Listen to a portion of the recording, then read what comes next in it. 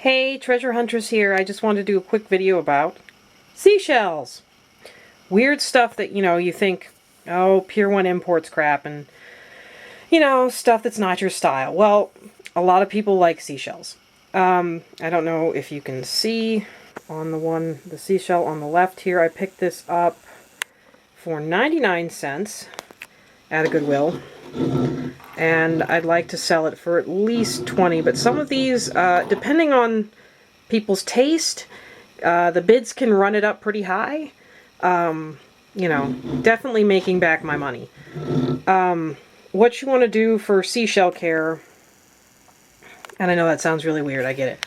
But if you, go to the beach and you find seashells that have, dead animals in it, don't pick up the live ones, obviously. Be humane, put them back in the ocean. But if they're already dead or the shell's empty and it has a bad smell in it, you can bury it in, either bury it in the yard and let animals eat out the rotting flesh, or you can pack it with either a mix of baking soda and salt, or if the seashell's very delicate and you don't want to, you're worrying about damaging it, if it's very brittle already, you can pack silica gel, the gel from old shoe boxes, where they have the packets of gel.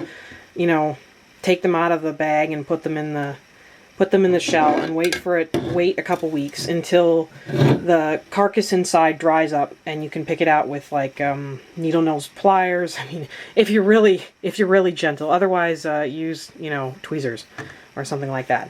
But this is basically just showing what a shell looks like after it's been oiled. The glare on this video is really terrible, so I don't think you can tell. But this one has just been oiled. I just oiled it.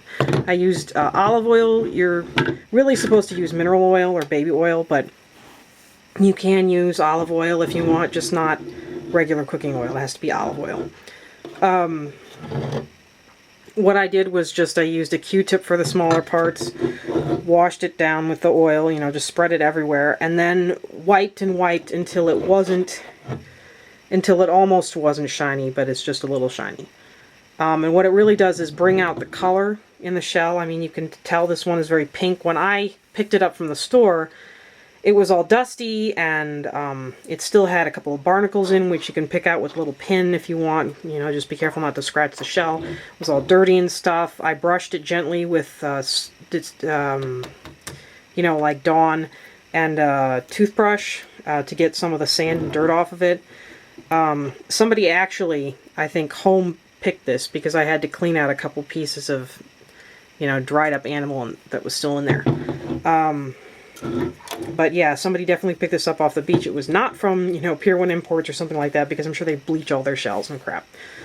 So, not a nice thing to do. So yeah, this looks really cool now. It has this really weird spider webbing effect, and it's very pretty. And now I can put it on eBay.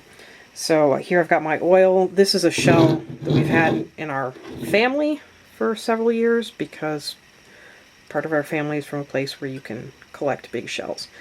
And I'm going to oil this, and you can see it hasn't been oiled yet, but you can see that it looks very dry, very calcified.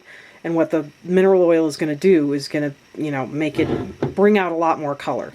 Like this one looked basically white before I oiled it, and now it looks like this pretty deep pinkish color, or fleshy color. And it's the difference between, the side of a shell and the inside of a shell, where it's all shiny and everything like that. The one thing you don't want to do is put oil on a shell that's already shiny on the outside. I mean, this should seem obvious, but don't do it. So another weird thing you can pick up at thrift stores for probably not a lot of money, and resell for a lot of money. Treasure Huntress, subscribe, comment, like, all that stuff. Thank you.